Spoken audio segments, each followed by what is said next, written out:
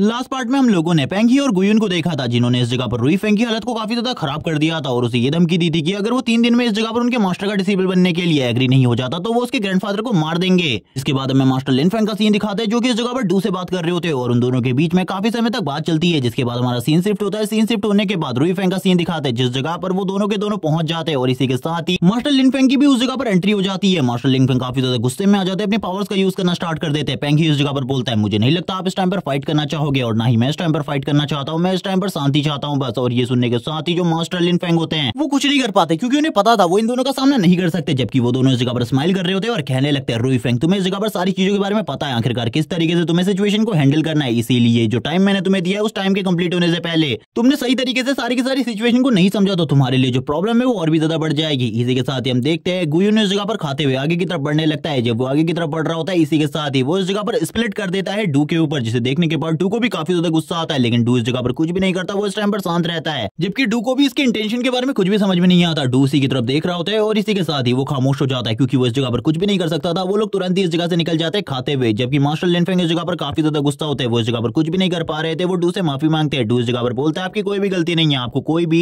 जरूरत नहीं है मुझसे माफी मांगने की। इसी के साथ ही हमें लिन फेंग का सीन दिखाया जाता है, जो कि अजीब हरकतें कर रहा होता है। वो इस जगह पर इस सिचुएशन के बीच में फलों के बारे में बात कर रहा होता है कि ये फल काफी ज्यादा ताजे हैं, अगर हमने इन्हें अभी नहीं खाया तो ये बाद में खराब हो जाएंगे। रुई फेंग भी उसकी इस हरकतों को देखकर काफी ज्यादा हैरान रहता है, क्योंकि उसकी सिचुएशन तो पूरे तरीके से अलग थी इस जगह पर। इसी के साथ ही सीन शिफ्ट होता है, रात का सीन दिखाते हैं। मास्टर झाओ ने इस जगह पर एक रूम को बुक किया था, जिस रूम में वो इस जगह पर उन दोनों से मुलाकात करने के लिए आए थे। और हम देखते हैं वो इस जगह पर काफी सारी लड़कियों को भी लेकर आए होते हैं। जबकि वो दोनों इस जगह पर लड़कियों के बारे में बात करते हुए कहने लगते हैं, मैंने सुना है इस जगह पर जो वांग फैमिली की लेडी है यानी कि यू, वो काफी ज्यादा खूबसूरत है और काफी ज्यादा स्ट्रॉन्ग भी है। मैंने तुम्हारे बेटे और उसके बारे में काफी सारी बातें सुनी है। और इसी के साथ ही वो लड़कियों की तरफ देखना स्टार्ट कर देते हैं। तभी पेंगी बोलता है, मुझे माफ कर देना इन सारी चीजों के बारे में, क्योंकि मुझे पता है उसका बलिदान जो इस जगह पर वो तुम्हारा बेटा देगा आगे चल के। ये सुनने के बाद झाओ के फादर कहते हैं, हाँ इस जगह पर तुम लोगों को टेंशन लेने की जरूरत नहीं है, अगर तुम इसके अलावा और कुछ भी मांगते हो तो इस जगह पर मैं तुम्हें कुछ भी देने को तैयार हूँ। और यहाँ पर सारी की सारी चीजें अभी हंस खेल वाली चली रही होती है। इसी के साथ ही सामने वाली जो दीवार होती है वो तुरंत ही टूट जाती है। पेंगिया इस टाइम पर हंस रहा होता है और कहने लगता है, आखिरकार ये क्या हुआ। ये सब कुछ इतना ज्यादा अचानक होता है कि इन लोगों को इस जगह पर बिल्कुल भी पता नहीं चलता। और इसी के साथ ही हमें धूल दिखाई जाती है काफी सारी। और इसी के साथ ही दो लोग इस जगह पर एंट्री लेते हैं, जो कि और कोई नहीं बल्कि इस जगह पर डू और फ्रैंक होते हैं। झाओ के फादर बोलने लगता है, आखिरकार तुम लोग कौन हो, जल्दी से इस जगह से निकल जाओ वरना तुम्हारे लिए कंडीशन काफी ज्यादा बेकार हो जाएगी। उसकी ऐसी बात सुनने के बाद डू इस जगह पर बोलता है, हम लोग यहाँ पर तुम लोगों से कोई भी मैटर नहीं है, हम बस यहाँ पर इन दोनों को चाहते हैं। अगर इन दोनों को तुम इस जगह पर छोड़ देते हो तो खुद इस जगह से निकल जाओ, वरना तुम लोगों के लिए सिचुएशन और ज्यादा खतरनाक होने वाली है। ये देखने के बाद इस जगह पर पेंगी और गुयुन इस जगह पर बोलने लगते हैं, शायद से तुम लोग इस जगह पर फाइट करने के लिए आए हो, चलो ठीक है इस जगह पर हम लोग तो तैयार है। जबकि हम पेंगी को देखते हैं जो कि इस जगह पर वाइन पीने लगता है। और इसी के साथ ही जो गुयुन था काफी ज्यादा तेजी से आगे की तरफ जाता है इन लोगों को मारने के लिए, क्योंकि उसे भरोसा था वो अकेले इन दोनों को हैंडल कर सकता है और शायद इस जगह पर मार भी सकता है। जबकि डू को दिखाया जाता है, डू इस जगह पर शांति से खड़ा होता है और इस जगह पर गुयुन तुरंत ही उसके ऊपर हमला कर देता है और कहने लगता है, लड़के तुम्हें इस जगह पर बिल्कुल भी नहीं आना चाहिए था, तुम मेरे हाथों से मरने वाले हो। लेकिन तुरंत ही जो डू होता है अपने डैगर को बाहर निकालता है और अपने डैगर का यूज करते हुए उसके अटैक को ब्लॉक कर लेता है। ये देखने के बाद गुयुन पूरे तरीके से शॉक हो जाता है, उसे कुछ भी समझ में नहीं आ रहा होता आखिरकार ये क्या हुआ, ऐसा कैसे हो सकता है, एक बच्चा उसके अटैक को किस तरीके से रोक सकता है जिसका पावर लेवल इस जगह पर काफी ज्यादा कम है। जिसके बाद हमें डू को दिखाते हैं, जो डू होता है अपने मन में सोच रहा होता है ये 5th ट्रांसफॉर्मेशन में पहुंच चुका है, अगर बॉस ने इस जगह पर मुझे स्पेशल ट्रेनिंग नहीं दी होती तो इसके सामने मैं बिल्कुल भी नहीं टिक पाता, लेकिन अभी इससे मैं काफी ज्यादा स्ट्रॉन्ग हूँ। हम देखते हैं इस जगह पर गुयुन को काफी ज्यादा पसीने छूट रहे होते हैं, वो कहने लगता है ये लड़का इतना ज्यादा स्ट्रॉन्ग कैसे हो सकता है, शायद से ये दोनों इस जगह पर चाल बना रहे हैं, एक बंदा इस जगह पर मेरे को रोकेगा, दूसरा बंदा मेरे ऊपर हमला करेगा क्योंकि वो मैजिशियन है, क्योंकि इसी ट्रिक का यूज करते हुए ये दोनों मुझे मार सकते हैं। इन लोगों को क्या लगता है इस जगह पर ट्रिक खेलना इन दोनों को ही आता है, इस तरीके की घटिया ट्रिक्स को यूज करते हुए ये मुझे मार सकते हैं, लेकिन ऐसा बिल्कुल भी नहीं होने वाला। इनकी सारी की सारी ट्रिक इसी जगह पर धरी की धरी रह जाएंगी और इन दोनों को मैं इस जगह पर मार डालूंगा। और इसी के साथ ही वो बोलने लगता है, तुम इस जगह पर कुछ भी नहीं कर पाओगे। जबकि वो देखता है इस जगह पर जो निंग फेंग है वो एक टेबल पर जाकर बैठ जाता है, जिस जगह पर बैठने के बाद वो चिप्स खाना स्टार्ट कर देता है और अपने वेपन को भी साइड में रख देता है और तुरंत ही चिप्स के पैकेट को ओपन करता है और कहने लगता है, यहाँ पर काफी सारा मस्त सीन चल रहा है, मुझे इन सारे के सारे सीन्स को अच्छे तरीके से देखना है। ये देखने के बाद तो गुयुन के होश उड़ जाते हैं, वो कहने लगता है, आखिरकार इस जगह पर चल क्या रहा है, ये लड़का इस तरीके से इतना ज्यादा नॉर्मल बिहेव कैसे कर सकता है। जबकि वापस इस जगह पर फाइट स्टार्ट हो जाती है इन दोनों के बीच में। ये दोनों ही अपने अपने डैगर और अपने अपने वेपन से एक दूसरे के ऊपर हमला करने की कोशिश कर रहे होते हैं। इसी के साथ हम देखते हैं गुयुन को, जो कि तुरंत ही अपने आप को ट्रांसफॉर्म कर लेता है और इस जगह पर अपने आप को ट्रांसफॉर्म करने के बाद बोलने लगता है, लड़के अब तुम इस जगह पर पक्का मेरे हाथों से मरोगे, क्योंकि अब तुम्हारे पास 0% चांस है मेरे से बचने का। लेकिन हम देखते हैं इस जगह पर अभी भी उन दोनों की फाइट काफी ज्यादा अच्छी चल रही होती है, दोनों एक दूसरे को टक्कर देने की पूरी कोशिश कर रहे होते हैं और मारने की भी इस जगह पर, लेकिन दोनों के बीच में कोई भी रिजल्ट नहीं निकल रहे होते। दोनों फिर भी अपनी पावर को इस जगह पर अपनी पूरी हद तक यूज कर रहे होते हैं। जबकि हम देखते हैं जो डू होता है अभी भी वो थोड़ा बहुत भारी पड़ रहा था, उसके अटैक्स काफी ज्यादा स्ट्रॉन्ग होते हैं। ये देखने के बाद काफी सारी लड़कियां इस जगह पर काफी ज्यादा डर जाती है। वो लड़कियां बोलने लगती है, हम लोगों को जल्दी इस जगह से निकलना होगा वरना हम लोगों के लिए सिचुएशन खराब हो जाएगी। अब इस फाइट में पेंगी भी एंटर बेटर करने वाला था, क्योंकि वो काफी ज्यादा स्ट्रॉन्ग है गुयुन से। इसीलिए अगर वो इस जगह पर फाइट में एंटर होगा तो इस जगह पर सिचुएशन बदल जाएगी। इसके बारे में निनफेंग को भी पता चल जाता है। निनफेंग कहने लगता है तुम्हारा ओपोनेंट मैं हूँ इस जगह पर, तुमको उधर जाने की बिल्कुल भी जरूरत नहीं है। ये सुनने के साथ ही पेंगी बोलता है हाँ इस जगह पर मेरा ओपोनेंट तुम ही हो, इसीलिए मैं तुम्हारी तरफ आगे बढ़ रहा हूँ। और तुरंत ही अपनी स्वॉर्ड का यूज करते हुए सामने की तरफ एक स्लैश लगाता है और हम देखते हैं ये स्लैश अटैक काफी ज्यादा स्ट्रॉन्ग होता है। लेकिन इस जगह पर निनफेंग के लिए कोई बड़ी बात नहीं होती। वो तुरंत ही अपनी स्वॉर्ड को आगे की तरफ करते हुए इस अटैक को तुरंत ही ब्लॉक कर लेता है और बोलने लगता है ये तो काफी ज्यादा बेकार था तुम्हारा, तुम्हें इस जगह पर और भी ज्यादा अच्छा प्रयास करना चाहिए मेरे ऊपर हमला करने का। ये सुनने के साथ ही जो इस जगह पर पेंगी खुद को इस जगह पर ट्रांसफॉर्म कर लेता है और हम देखते हैं उसकी ट्रांसफॉर्मेशन इस जगह पर काफी ज्यादा औसम होती है। ट्रांसफॉर्मेशन करने के बाद वो बोलने लगता है तुम इस जगह पर कुछ भी नहीं जानते अभी किसी भी चीज के बारे में। हम देखते हैं इस जगह पर निनफेंग को जो कि इस जगह पर अपनी पावर को एक्टिवेट करने के बाद बोलने लगता है तुम्हें इस जगह पर मेरी एबिलिटीज के बारे में बिल्कुल भी नहीं पता है, इसीलिए तुम इस तरीके की बातें कर रहे हो। पेंगी इस जगह पर निनफेंग से फाइट कर रहा था। धीरे धीरे फाइट में उसे पता चलने लगता है निनफेंग इस जगह पर काफी ज्यादा स्ट्रॉन्ग है, उसकी हद से भी ज्यादा स्ट्रॉन्ग। इसी के साथ ही वो कहने लगता है ऐसा कैसे हो सकता है, ये लड़का तो इस जगह पर एक मैजिशियन है, ये आखिरकार मुझे इस तरीके से पीछे की तरफ कैसे धकेल सकता है। आज तक कोई भी मैजिशियन इस तरीके की एबिलिटी को यूज नहीं कर सकता, जबकि निनफेंग अपनी मैजिक एबिलिटीज को भी यूज कर रहा होता है। जिसके बाद पेंगी के लिए बाकी की सिचुएशंस भी इस जगह पर काफी ज्यादा कठिन होती जा रही होती है। पेंगी कहने लगता है कुछ ना कुछ करके मुझे इस लड़के को मारना होगा, वरना इस जगह पर हम दोनों बिल्कुल भी इसे नहीं रोक सकते। और वो अपने वेपन्स का यूज करते हुए अपनी एबिलिटीज का यूज करते हुए उसके ऊपर हमला करने की पूरी कोशिश कर रहा होता है। लेकिन अब उसे पता चलता है जो इस जगह पर निनफेंग है जितना वो फाइट करता रहेगा उतना ही वो इस जगह पर अपनी एबिलिटी को अच्छे तरीके से यूज करेगा और उतना ही उसकी स्ट्रेंथ भी धीरे धीरे कर बढ़ती जाएगी। इसीलिए उसे जल्दी से जल्दी इस फाइट को खत्म करना होगा। इसी बारे में सोचते हुए वो तुरंत ही निनफेंग के ऊपर हमला कर देता है। निनफेंग इस जगह पर बोलने लगता है तुमको क्या लगता है इस जगह पर मैं एक वेपन से फाइट करने वाला हूँ, मेरे एक वेपन इस जगह पर दो वेपन से मिलकर बना है, एक तरफ एक नॉर्मल वेपन दूसरी तरफ एक मैजिक वेपन, जिस वजह से मेरा वेपन इस जगह पर एक अल्टीमेट वेपन है। तुम्हारा वेपन इस जगह पर मेरे वेपन को बिल्कुल भी नहीं तोड़ सकता अगर तुम इसके बारे में सोच रहे हो तो। ये सुनने के साथ ही पेंगी बोलता है ये तो इस जगह पर वक्त बताएगा जब मैं इस जगह पर तुम्हारी स्वॉर्ड को इस जगह पर दो टुकड़े में कन्वर्ट कर दूंगा और तुम्हारे सर को नीचे की तरफ काट दूंगा। हम देखते हैं जो इस जगह पर निनफेंग होता है वो बोलता है मुझे बिल्कुल भी समझ में नहीं आ रहा आखिरकार तुम इस तरीके की बेवकूफाना हरकतें क्यों कर रहे हो। अब इस जगह पर पेंगी को अच्छे तरीके से समझ में आ जाता है कि वो निनफेंग का सामना बिल्कुल भी नहीं कर सकता। इस टाइम पर तो वो इतना ज्यादा स्ट्रॉन्ग बिल्कुल भी नहीं है, इसीलिए वो इस जगह पर बोलने लगता है ये लड़का इतना ज्यादा स्ट्रॉन्ग है कि मैं इसके सामने कुछ भी नहीं हूँ। धीरे धीरे करके इसकी पावर इतनी ज्यादा बढ़ गई है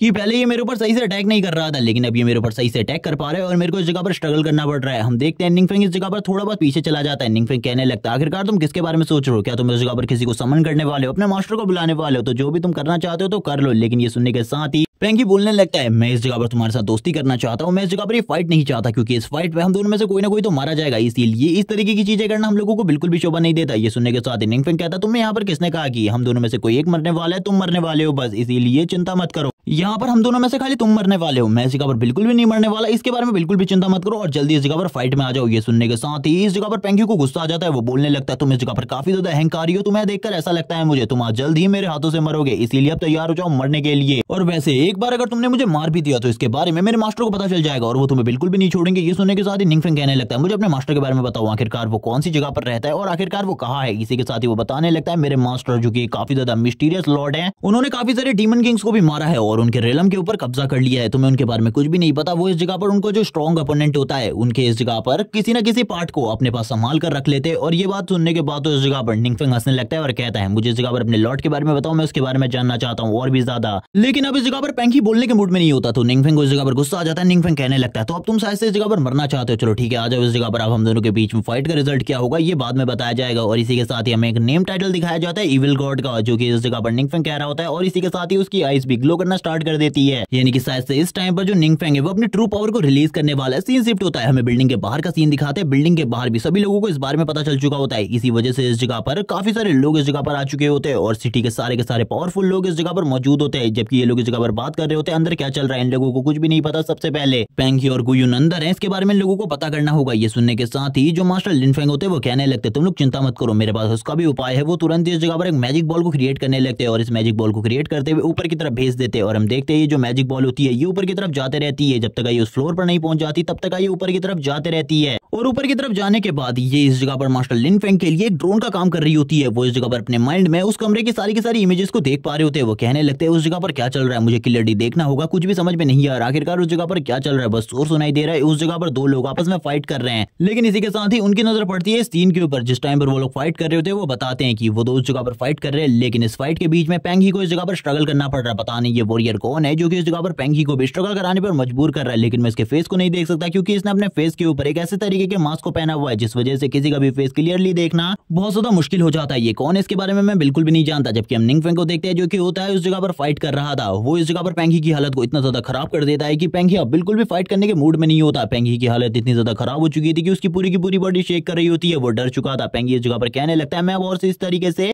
फाइट नहीं कर सकता, मुझे ऐसा लगता है अब मुझे इस जगह पर अपनी ट्रू पावर को रिलीज करना होगा। और इसी के साथ ही पेंगी अपनी बॉडी से काफी ज्यादा अमाउंट में एनर्जी को निकालना स्टार्ट कर देता है और ये एनर्जी इतनी ज्यादा होती है कि ये निंगफेंग को भी इस जगह पर कवर कर रही होती है। निंगफेंग कहने लगता है तुम्हें क्या लगता है इस जगह पर इन सारी चीजों से मैं डरने वाला हूँ? इन सारी चीजों को मैं पहले भी फेस कर चुका हूँ। तुमसे भी ज्यादा पावरफुल और स्ट्रॉन्ग ओपोनेंट मेरी लाइफ में पहले भी आ चुके हैं, तुम उनके सामने तो कुछ भी नहीं हो। ये सुनने के साथ ही पेंगी इस जगह पर गुस्सा होते हुए कहने लगता है ये तो इस जगह पर वक्त बताएगा तुम्हारे सामने कितने पावरफुल ओपोनेंट आए हैं और कितने नहीं। इस जगह पर मैं तुम्हें सही तरीके से सबक सिखाने वाला हूँ। और इसी के साथ ही वो अपनी ट्रू पावर को यानी कि उस डीमन गॉड से उधार ली हुई पावर को एक्टिवेट करने की कोशिश करता है। इन सारी चीजों को अपने माइंड के अंदर और कोई नहीं बल्कि मास्टर लिनफेंग देख रहे होते हैं। मास्टर लिनफेंग एक बहुत बड़ी डीमन को देखते हैं जो कि इस जगह पर अपने मुंह को ओपन करता है और तुरंत ही निंगफेंग को उसके अंदर ले लेता है। निंगफेंग को तो इस जगह पर पता भी नहीं चलता ये सारी चीजें कब होती है और तुरंत ही अपने फेस को बंद कर लेता है। और हम देखते हैं ये और कोई नहीं बल्कि पेंगी होता है और ये इसका ट्रू फॉर्म है। पेंगी बोलने लगता है मैंने इस जगह पर पहले ही सोच लिया था कि मुझे इस जगह पर अपने ट्रू फॉर्म में आने के बाद ही तुमसे फाइट करनी चाहिए क्योंकि तुम स्टार्टिंग के साथ ही काफी ज्यादा स्ट्रॉन्ग थे और इतनी आसानी से मैं तुम्हें बिल्कुल भी नहीं संभाल सकता था, जिस वजह से ये सारी चीजें काफी ज्यादा इंपॉर्टेंट है। और जोर जोर से हंसना स्टार्ट कर देता है। हम देखते हैं जो इस जगह पर मास्टर लिनफेंग होते हैं वो भी ये देखकर काफी ज्यादा हैरान होते हैं। सीन शिफ्ट होता है, सीन दिखाया जाता है इस जगह पर गुयुन का जो कि इस जगह पर डू से फाइट कर रहा था। वो इस जगह पर डू से कहने लगता है तुम्हारे साथी को इस जगह पर उस बंदे ने खा लिया है, यानी कि मेरे दोस्त ने खा लिया है। अब तो वो इस जगह पर बिल्कुल भी नहीं बचने वाला, वो मरने वाला है। क्या तुम्हें अपने दोस्त की चिंता बिल्कुल भी नहीं हो रही इस जगह पर? उसकी ऐसी बात सुनने के बाद डू बोलने लगता है तुम्हें इस जगह पर मेरे दोस्त की इतनी चिंता क्यों हो रही है? मुझे बताओ इस जगह पर। मुझे पता है इस जगह पर मेरा बॉस कितना ज्यादा स्ट्रॉन्ग है, मैं बिल्कुल भी लायक नहीं हूँ उसके बारे में चिंता करने के लिए, इसीलिए इसके बारे में तो भूल जाओ। और तुरंत ही उसकी बॉडी के ऊपर एक कट लगा देता है और कट लगाने के बाद बोलने लगता है सबसे पहले तुम्हें अपने ऊपर ध्यान देना चाहिए, अगर तुम अपने ऊपर ध्यान नहीं दोगे तो तुम खुद मारे जाओगे इस जगह पर। हम देखते हैं वो जोर जोर से चिल्ला रहा होता है क्योंकि इस जगह पर डू तो रुकने वाला नहीं था, वो लगातार उसके ऊपर उसकी बॉडी के ऊपर स्लैशेस लगाया जा रहा था जबकि गुयुन जोर जोर से चिल्लाया जा रहा होता है। इसी के साथ सीन शिफ्ट होता है, सीन दिखाया जाता है इस जगह पर पेंगी का जो कि इस जगह पर अपने ट्रू फॉर्म में होता है। ट्रू फॉर्म में होने के बाद वो चारों तरफ के सीन को देखता है। इसी के साथ ही मैं मास्टर झाओ को दिखाते हैं। जो मास्टर झाओ होते हैं वो इस जगह पर बोलने लगते हैं आखिरकार इस जगह पर ये फाइट पूरे तरीके से एंड हो गई, हमने इस फाइट को पूरे तरीके से डोमिनेट किया है, काफी ज्यादा अमेजिंग था। इसी के साथ ही हमें एक हाफ बॉडी को दिखाया जाता है जो कि इस जगह पर एक ही स्लैश के साथ दो टुकड़ों में कट चुकी होती है और इसको देखने के बाद काफी ज्यादा गुस्सा आ रहा होता है पेंगी को। पेंगी बोलने लगता है ये सारी चीजें जो कुछ भी तुम कर रहे हो इसके लिए इस जगह पर तुम्हें सही तरीके के परिणाम चुकाने होंगे। जबकि हम देखते हैं उसके ट्रू फॉर्म को, इस ट्रू फॉर्म में आने के बाद वो पहले ही इस जगह पर अपने लेवल को बहुत ज्यादा आगे पहुंचा चुका है, जिस वजह से अब उसका सामना करना बहुत ज्यादा मुश्किल है। अब उसे ये भी पता चल जाता है कि उसके ऊपर कोई नजर रखे हुए है, इसीलिए वो तुरंत ही उसके ऊपर अटैक करने के लिए तैयार हो जाता है। जबकि हम देखते हैं मास्टर भी इस जगह पर इन सारी की सारी चीजों को देख रहे होते हैं, वो कहने लगते हैं उसको भी इसके बारे में पता चल चुका है, अभी बिल्कुल भी अच्छा नहीं है। हम देखते हैं वो तुरंत ही अपनी आंखों से लेजर अटैक करता है और ये लेजर अटैक इतना ज्यादा स्ट्रॉन्ग होता है कि वो एनर्जी बॉल बस एक ही लेजर अटैक में तबाह हो चुका था। लेकिन हम देखते हैं वो इस जगह पर इसके साथ ही बिल्कुल भी नहीं रुकता, वो तुरंत ही अपने चेस्ट में से भी एक पावरफुल एनर्जी अटैक को करने के बारे में सोच रहा होता है। लेकिन उससे पहले इस जगह पर जो निंगफेंग होता है वो उसकी बॉडी को तबाह कर देता है और उसकी बॉडी से बाहर आते हुए कहता है इस जगह पर काफी लंबा टाइम लगा लेकिन ये इतना ज्यादा भी इंपॉर्टेंट नहीं था मेरे लिए, मैंने इसे थोड़ी देर में खत्म कर लिया था। डू क्या इस जगह पर तुम्हारा काम खत्म हो चुका है? जो निंगफेंग होता है वो किसी और चीज के बारे में सोच रहा होता है। इसी के साथ ही वो डू से पूछने लगता है क्या हुआ, तुमने अभी तक मुझे रिप्लाई नहीं दिया, शायद से इस जगह पर तुम अभी भी फाइट में बिजी हो। चलो ठीक है, इसके साथी को भी इस जगह पर खत्म करो लेकिन उसे मारना मत पूरे तरीके से क्योंकि मैं उससे कुछ आंसर्स जानना चाहता हूँ। हम देखते हैं जो निंगफेंग होता है वो उससे भी यही पूछ रहा होता है कि मुझे बताओ आखिरकार तुम्हारा लॉर्ड कहाँ रहता है। जबकि जो डू होता है काफी ज्यादा तेजी से गुयुन की तरफ आगे भागते हुए कहता है अपने लॉर्ड के बारे में मेरे लॉर्ड को बताओ वरना तुम लोगों के लिए जो सिचुएशन है और भी ज्यादा खराब हो जाएगी। डू अब उसकी हालत को और ज्यादा खराब कर देता है। डू अपनी इतनी पावरफुल मूवमेंट को यूज कर रहा होता है कि उसकी मूवमेंट को प्रिडिक्ट करना भी लोगों के लिए बहुत ज्यादा मुश्किल था। वापस से बिल्डिंग का सीन दिखाता है। जो बिल्डिंग का सीन है इस जगह पर जो लड़कियां होती है वो काफी ज्यादा तेजी से भाग रही होती है। इतनी सारी डेड बॉडीज को देखकर उन्हें काफी ज्यादा डर लग चुका था, जिस वजह से वो इस जगह पर बिल्कुल भी नहीं रुकने वाली थी। निंगफेंग तुरंत ही आ जाता है उस बंदे के पास और उसके पास आने के बाद उसके लॉर्ड के एरिया के बारे में पूछने लगता है आखिरकार वो कहां पर है। और हम देखते हैं वो बंदा इस टाइम तक मर चुका होता है लेकिन वो निंगफेंग से लास्ट टाइम पर भी कुछ कहने की कोशिश करता है। वो इस जगह पर उसे कुछ बताता है जिसके बारे में हमें बिल्कुल भी नहीं बताया जाता। सीन शिफ्ट हो जाता है। सीन शिफ्ट होने के बाद हमें डीमन गॉड का सीन दिखाते हैं जो कि इन सभी चीजों का मास्टर प्लानर है। उसे पता चलता है उसके डंजन के बाहर पर कोई आया है जिसे देखकर वो काफी ज्यादा हैरान होता है और कहने लगता है आखिरकार कौन है जो कि इस जगह पर मेरे डंजन के बाहर आने की कोशिश किया है, शायद से वो भी मरना चाहता है मेरे हाथों से, इसीलिए उसे आने दो इस जगह पर। मैं उसे मेरे खौफ के बारे में बताऊंगा, आखिरकार मैं कितना ज्यादा स्ट्रॉन्ग हूं, मैं उसे दिखाऊंगा कि इस जगह पर आने के बाद उसने कितनी बड़ी गलती करी है। और इसी के साथ ही वो बोलने लगता है मुझे अभी तक पता चल चुका है जो इस जगह पर मेरे दोनों के दोनों स्लेव थे वो दोनों के दोनों मारे जा चुके हैं। पता नहीं उनको किसने मारा लेकिन उनकी सोल डिस्ट्रॉय हो चुकी है। लेकिन उनकी मेमोरी में उस टाइम पर मैं भी था, इस वजह से मुझे कुछ चीजें याद है उस बंदे के बारे में जो कि उनसे पूछ रहा था आखिरकार मेरा एरिया किस जगह पर है। शायद से ये वही होगा क्योंकि उन दोनों ने इस जगह पर शायद से उसे बता दिया होगा इसके बारे में कि मेरा एरिया किस जगह पर है। जबकि एक बंदा इस जगह पर कहने लगता है मैं उस जगह पर जाकर उसका सामना करूंगा मास्टर। तभी उसका मास्टर बोलने लगता है जब जब वो दोनों इतने ज्यादा स्ट्रॉन्ग होने के बाद उसका सामना नहीं कर पाए तो तुम क्या कर पाओगे उसका सामना। इसीलिए इसके बारे में भूल जाओ, अब मैं खुद ही उसका सामना करूंगा। मैं उसके लिए इस जगह पर इंतजार कर रहा हूँ, तो बिल्कुल भी चिंता मत करो। वो मेरा अपोनेंट है, इसीलिए मैं उसका सामना करूंगा इस जगह पर। और वो जोर जोर से हंसने लगता है और इसी के साथ ही बताता है उसके पास एक एंड गेम ऑब्जेक्ट है, क्योंकि स्टार्टिंग में तो वो भी एक नॉर्मल डीमन किंग था, लेकिन एक दिन अचानक से उसे एक एंड गेम ऑब्जेक्ट मिला, जिस वजह से उसकी पावर इतनी ज्यादा बढ़ गई कि उसका सामना उसके बाद कोई भी नहीं कर पाया। और उसकी ताकत इतनी ज्यादा इस वजह से बढ़ी क्योंकि उसके पास ये एंड गेम ऑब्जेक्ट है और सभी लोग उससे इस एंड गेम ऑब्जेक्ट को छीनना चाहते हैं, जिस वजह से डंजन के ऊपर काफी सारे डीमन किंग्स ने अटैक किया। लेकिन उसने इन सारी की सारी प्रॉब्लम को इजीली हैंडल कर लिया, वरना आगे चलकर उसके लिए प्रॉब्लम हैंडल करना काफी ज्यादा मुश्किल होता है, जिस वजह से उसने काफी सारे डीमन किंग्स को भी मारा। और इस बारे में वो अपनी काफी सारी और भी बातें करता है और भी काफी ज्यादा तारीफें करता है। लेकिन वो बोलने लगता है तुम जो भी हो इस जगह पर आ तो गए हो, लेकिन इस जगह से जाना तुम्हारे लिए बहुत ज्यादा मुश्किल होगा। सीन शिफ्ट होता है, निंगफेंग का सीन दिखाते हैं जो कि इस डंजन के अंदर एंट्री करता है, लेकिन एंट्री करने के साथ ही उसे कोई भी डीमन नहीं दिखाई देता। वो कहने लगता है उन लोगों ने तो मुझे इसी जगह के बारे में बताया था जिस जगह पर मैं आया हूँ, लेकिन इस जगह पर मुझे कोई भी डीमन नहीं दिखाई दे रहा, कोई भी मॉन्स्टर नहीं दिखाई दे रहा। आखिरकार क्या प्रॉब्लम है उसे कुछ भी समझ में नहीं आ रहा था। तभी उसके सामने सिस्टम स्क्रीन ओपन होती है। इसको देखने के बाद तो वो पूरे तरीके से हैरान हो जाता है और कहने लगता है चलो ठीक है, सिस्टम स्क्रीन भी ओपन हो चुकी है और इसी के साथ ही अब मेरे पास एक न्यू स्किल स्लॉट भी है, इसीलिए मुझे चिंता करने की बिल्कुल भी जरूरत नहीं है। वो इसी बारे में बात करते हुए मस्ती से अंदर की तरफ जाने लगता है। अंदर की तरफ जाते हुए वो काफी सारी चीजों के बारे में बताता है, जैसे कि इस जगह पर एंड गेम ऑब्जेक्ट है और इसी के साथ ही उसे कुछ भी कर इस एंड गेम ऑब्जेक्ट को हासिल करना होगा। वो बोलने लगता है इस जगह पर उस मास्टर के पास काफी सारे ऑब्जेक्ट थे, जैसे कि उसने मुझे बताया था। इस जगह पर वो एंड गेम ऑब्जेक्ट भी उन्हीं सभी में से एक होगा। लेकिन तभी उसकी नजर सामने की तरफ पड़ती है उस एंड गेम ऑब्जेक्ट की तरफ। वो उसकी तरफ उंगली लगाते हुए कहता है ये है इस जगह पर वो चीज जिसको लेने के लिए मैं इस जगह पर आया हूँ, और इस चीज को तो मैं इस जगह पर कुछ भी कर लेकर रहूंगा। वो अपनी एबिलिटी और पावर को यूज करते हुए सामने की तरफ एक फोर्स फील्ड क्रिएट करता है, जिस वजह से वो एंड गेम ऑब्जेक्ट उसकी तरफ आगे आए। लेकिन हम देखते हैं काफी सारी चीजें उसकी तरफ आने लगती है, लेकिन वो ऑब्जेक्ट उसकी तरफ बिल्कुल भी नहीं आता, जिसे देखकर वो काफी ज्यादा हैरान रहता है और वो बोलने लगता है ये सब कुछ क्या हो रहा है और क्या इसके पास इस जगह पर एक एंड गेम ऑब्जेक्ट है। मेरे साथ तो पूरे तरीके से स्कैम हो चुका है, लेकिन ये कोई बड़ी बात नहीं है। अब इस जगह पर पहले से ही जो मेरा लेवल है वो काफी ज्यादा बढ़ गया है। वो बताने लगता है उसका लेवल 40 प्लस हो चुका है, यानी कि 43 पर आ चुका है उसका लेवल। और इसी के साथ ही अब उसके पास स्किल स्लॉट भी है, जिस वजह से वो एक न्यू स्किल को रख सकता है। और अब वो अपनी न्यू स्किल के बारे में बताता है जिसको वो अपने स्किल स्लॉट में जगह देने वाला है, जो कि इस जगह पर एक समनिंग स्किल है, जिसमें वो किसी डीमन को या फिर किसी मॉन्स्टर को समन कर सकता है। लेकिन इसके बारे में अभी हमें बिल्कुल भी नहीं बताया जाता आखिरकार वो आगे चलकर किस तरीके की चीजों को समन करने वाला है। वो इस जगह पर बोलने लगता है मैं इस जगह पर एक इविल गॉड हूं, जिस वजह से मुझे इसके बारे में ज्यादा चिंता नहीं करनी चाहिए, क्योंकि जो मेरी स्किल है ये पहले से ही इस जगह पर इनहेंस हो जाएगी। लेकिन इसको एक और बार ट्राई करके तो देखना चाहिए। इसी के बाद ये पार्ट इसी जगह पर एंड हो जाता है। नेक्स्ट एपिसोड में हमें डीमन गॉड और निंगफेंग के बीच में फाइट दिखाई जाएगी और उसकी स्किल के बारे में भी काफी सारी चीजें रिवील होंगी। तो तब तक के लिए चैनल को सब्सक्राइब कर दो, वीडियो को लाइक कर दो, कमेंट करके जरूर बताना वीडियो कैसी लगी। Okay bye guys.